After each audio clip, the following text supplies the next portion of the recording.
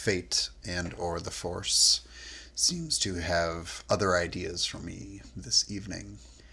I popped on Twitter real quick and saw a retweet from the Stupendous Wave. I will put a link to his YouTube channel in the description box because he's got a good channel. It got me a little bit heated. It got me upset. I've calmed down a little bit, and now I'm more on the thought-provoking side of it. Perhaps it was, like I said, fate, perhaps the Force. Something wanted to me to do this recording about Star Wars today, because originally I was going to just do a rundown on my take on the controversial issue of The Last Jedi. But then I decided not to, but like I said, I'm going to get into that first because I think that ties in pretty well with what this news. They're not really, maybe not hand in hand, but they're probably hanging out at a bar, having a few drinks every Friday because they're pretty close. So I will start with my original. This again stems from a long comment that I left on a video. Actually, I left the same comment on a couple of videos regarding The Last Jedi and my thoughts on it. And it boils down to two sides. One of them I view as a little more subjective. One is a little more objective. The two, you can't truly have one or the other unless you are a robot. And I am not. I'm a human being. I have squishy parts and bones. So I can't be truly objective or truly subjective either way because that's the way humans work. But I will try and, walk the line. So on the objective side, the thing with The Last Jedi is that what it's supposed to do is continue a story, and one that has been ingrained into the fabric of our existence on this planet for a very long time, 40 years. I mean, relatively speaking. There needs to be a connection with that story that was established because this is the same universe. There are some of the same characters in it. And a good example of that I thought of is that the Halloween franchise, the original, the very first one John Carpenter wrote, big hit. Then he made the sequel, the follow-up, not quite as good as the original, but not many sequels are. But it was the same characters, it was the same damn night. It was all about Michael Myers and his sister Laurie and him trying to kill her. And for those of you who haven't seen the movies, I highly recommend them. They are good horror/thriller movies. But then, I don't know if it was the studio or who pushed for it, but then there was Halloween 3. And it had nothing to do whatsoever with Michael Myers or Laurie Strode or anything to do with the first two movies. It was set in a completely different state. It was about kids putting on masks that I've never actually seen the movie, but I've read synopsis of it and I've seen trailers and clips. But it has nothing to do with Michael Myers, which is, he's the main antagonist in the Halloween movie. So what the hell? But they still called it Halloween 3.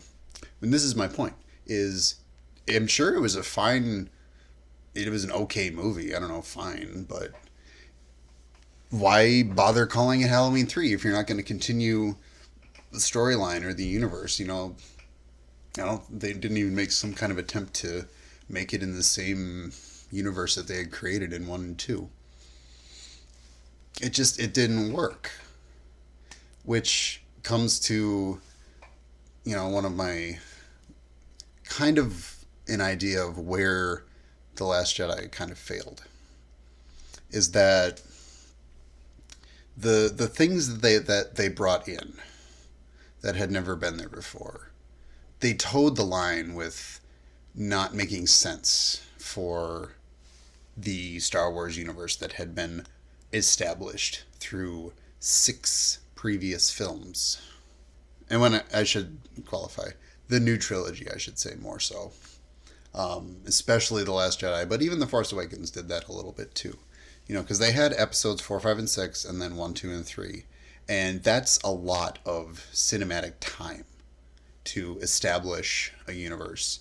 And then all of the extended universe stuff with Legends continuity and materials and everything with all the video games and the books and the comics and just everything that had come before that. Now, to try and cater to a new generation and keep it fresh and keep it everything, that's great, that's fine. I think J.J. Abrams did it okay. He didn't do it terribly, he didn't do it amazingly, but he did it all right. So now we're getting into the more subjective side, and which is tied to the previous point. The biggest problem, or one of the biggest problems, is that for Star Wars fans, Luke Skywalker was a hero, an icon. And his greatest achievement, which a lot of people will probably agree with me, wasn't blowing up the Death Star, being a hero of the rebellion, or even becoming a Jedi Knight, even though he was too old. It was that despite all odds, despite everything, despite one of the most evil beings in the galaxy being set against him, he still believed that he could turn his father back to the light. I mean, after everything that Darth Vader did, after everything that Anakin went through to become Darth Vader, and then what he did as Darth Vader, for Luke to have that kind of drive, that kind of faith, that kind of will and optimism and hope that he could bring him back, that is true strength. And after all that, whatever happened between the Return of the Jedi and the Force Awakens, that's all kind of up in the air. But if you go by some of the Legends material, he became a Grand Master. He restarted the Jedi Order, changed some of the rules. I'm not an expert on Star Wars lore. You can definitely look that up. And if anybody out there who's actually listening to this is an expert, throw some timeline stuff down in the comments. But that even regardless, the fact that he wanted to restart the Jedi Order, that he wanted to bring back that goodness that the Jedi can bring to the galaxy. I'm just talking about Luke as a person, as the man. Having that kind of conviction is, that's optimism. So when Ryan Johnson, however you say his last name, when he made the story decision that Luke will have fallen, just that idea that he has fallen, that I could get behind that. That perhaps, having that moment of misguided clarity about what Ben Solo was going to do. I mean, he's still human. He's still a person. There are some things that no amount of training can get rid of. We all have those days. We all have those moments where we think things that, did I think that? I couldn't have. To have him fall as far as he did is very disconcerting. It's very confusing. It's, again, I could get behind the idea of him having a falling out, having a midlife crisis, having whatever you would call it. And herein lies the problem. Now we're getting to the problem, is that they didn't really spend the cinematic time, that kind of real estate, into establishing why he truly fell that far. I mean, there's a little bit of exposition. I mean, yeah, you got the two sides. Ben thought that, he went crazy and he was going to kill him, and So he defended himself, and we didn't even know exactly what happened with Kylo. I mean, yeah, he was upset, but for that one instance to go, for him to go completely the other way and give in to, the dark side from that one event, just one. I mean, when Anakin turned to the dark side, it took most of his life.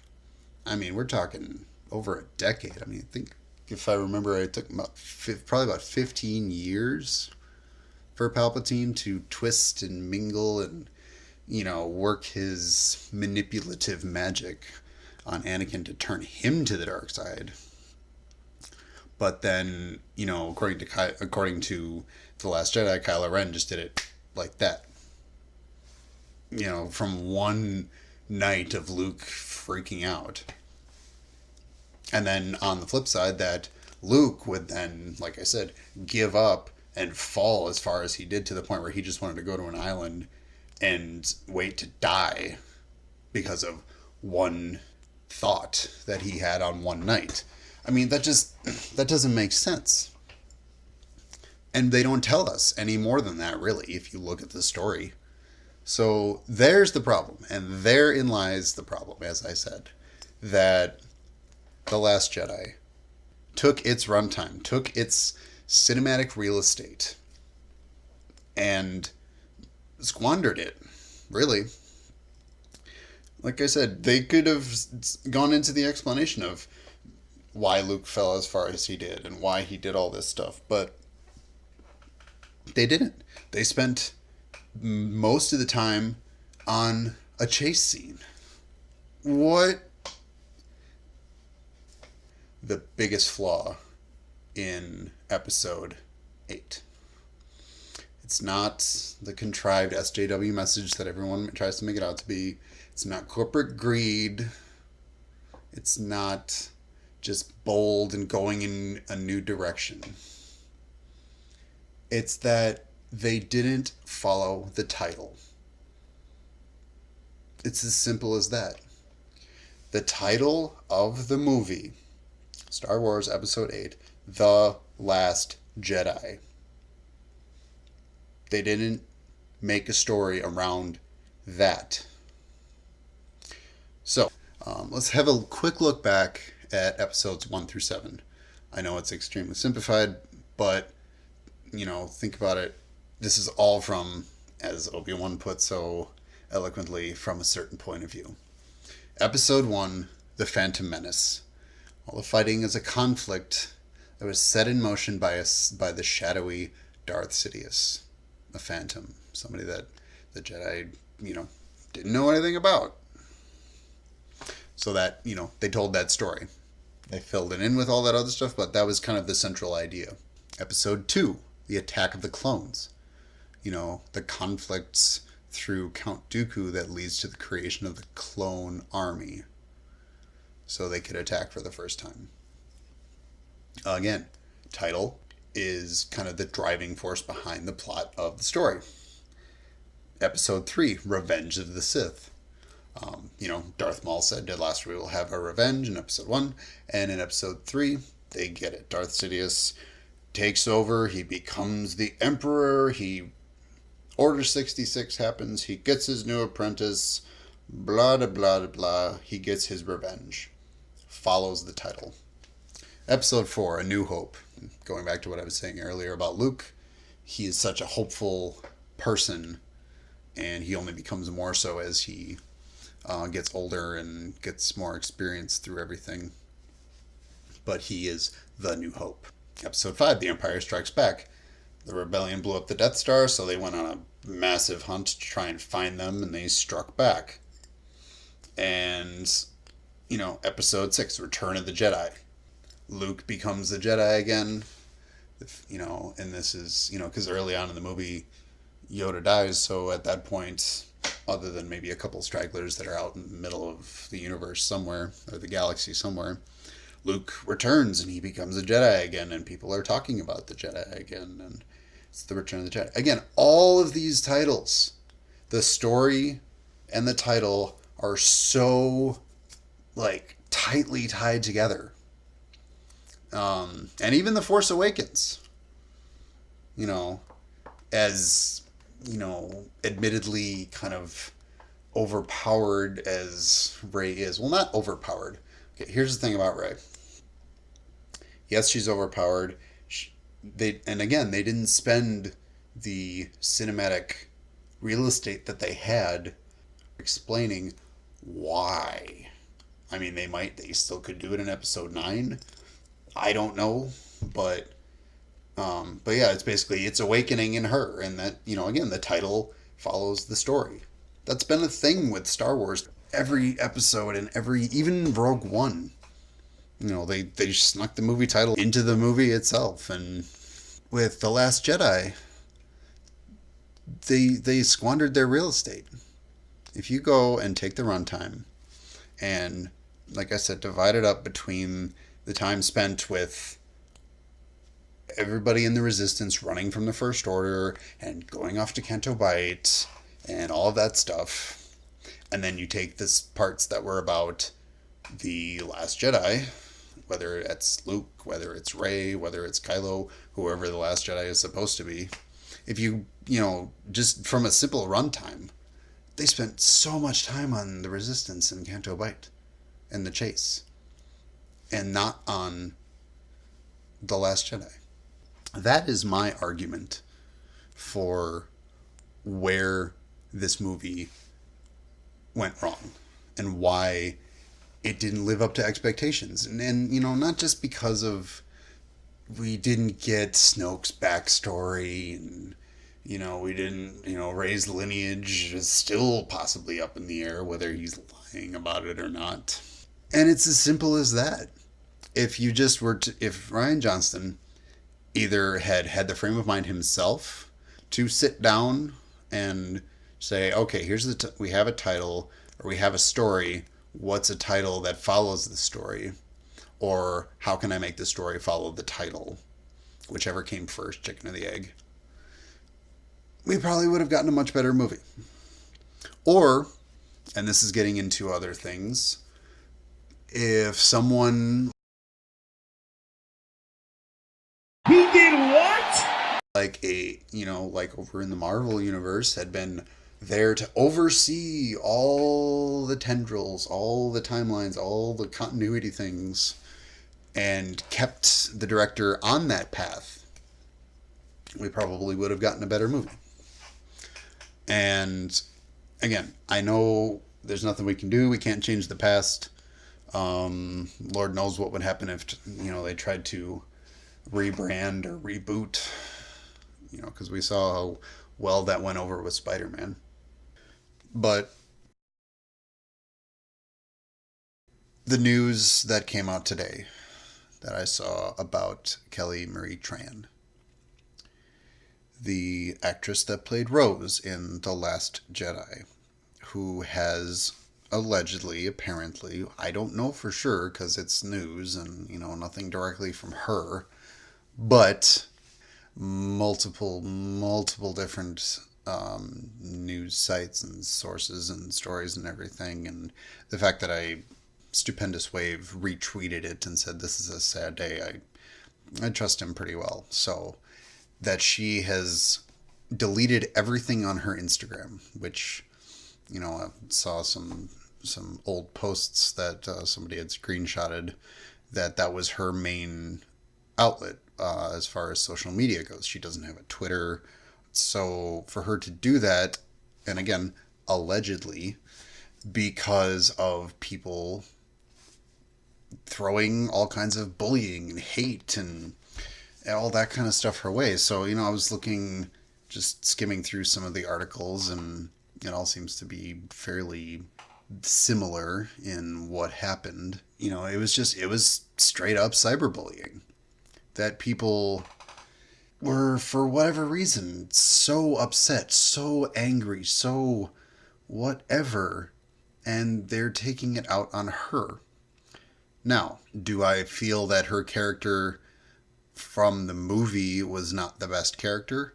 Yes. Do I feel they could have done something different with her kind of character? Yes. Other than that, I don't care. Anybody who has Just a little bit of regular, good old-fashioned common sense. You don't have to push some kind of agenda. It didn't matter to me and to again, I'm not speaking for everyone, but to the majority of just your basic Star Wars fan. Somebody who just likes the movies, enjoys the stories. Who cares what color her skin is? Who cares that Finn is black? Who cares that Rey is a woman? All this stuff. Yes, it's great. Yes, I know that there are people out there in minority groups and other things that have suffered because of mean and nasty people that are out there. Yes, I know this is true. But this is Star Wars. It's a movie. And now I'm speaking directly to anybody who might listen to this, who maybe was a person who went on and did something as despicable as putting racial slurs in on Wikipedia or Wikipedia for her character. To those people, knock it off. If you have that much hate, that much anger, that much just toxic internal mental issues, if you went through something, if you had some kind of bad experience with someone in your childhood or in your life that has caused you to have these kinds of issues, I feel for you. I really do. But you don't take it out on A, someone you don't even know, B, someone who was just doing her job. She's an actress. She got a job. It was a part in a Star Wars film. She went. She did her job. She enjoyed it. Good for her. I mean, hell, she got paid. Isn't that what we're all just one of the things that we're all trying to do? If you have to go out there and throw that kind of hate, that kind of ugliness out there into the world for no reason, I cannot think of a single logical, common sense reason for someone to do that. It just makes me sick. It's astounding to me that we are in this place, in this time, in this day and age. And it may sound naive of me, and say it all you want in the comment section. The internet is huge. And anybody who has any kind of platform on the internet, whether it's a tiny one from your room in your apartment or your house or wherever it is you reside, to someone who is a celebrity, who is famous for whatever reason, you have the responsibility as a person, as a human being, not to throw that kind of hate out there. Now, I'm going to stop it there as far as getting off my soapbox, because I'm just going to start rambling. So here is kind of wrapping it up. If you see the kinds of people that are doing that kind of thing, report them. Click on that report button, whether it's on Twitter, whether it's on Instagram, whether it's here on YouTube, wherever. If you hear somebody speaking about that and they're not making a rational argument, they cannot like the character, but if they start taking it out on the person, calling the person out for personal things, call them out. That's what we need to do. It doesn't need to be all this hate. It doesn't need to be all this ugliness. It needs to be rational. Don't generalize. Don't say that just because Rian Johnston didn't do a good job with Star Wars. I'm not going to attack him personally. I'm just saying he didn't do a good job. Personally, I think he did not do a good job. I'm not saying he's a bad person. I'm not saying he needs to, quote unquote, go and die, that he ruined my childhood. He didn't. He tried something. It didn't work. She got an acting job. She did it. She did what she was supposed to do. You can't throw that kind of hate and ugliness her way. So don't generalize. And this also goes on the flip side. that, and this is the other thing that got me a little heated, is that some of the articles that I was skimming through are maybe not directly saying it, but they're either implying or not making the point that it is not all Star Wars fans either that are doing this. A lot of the people who are probably throwing this kind of hate might not even be Star Wars fans. It might just be people trolling around looking for some way to express their hatred for people of a different color, people of a different gender, whatever. There's a lot of really nasty people out there who would do that, I believe. So, to anybody who might listen to this, anybody who, is a Star Wars fan, speak up for yourself as well. These people are not my Star Wars fans. I do not associate and would never associate with someone who is going to pull this kind of crap.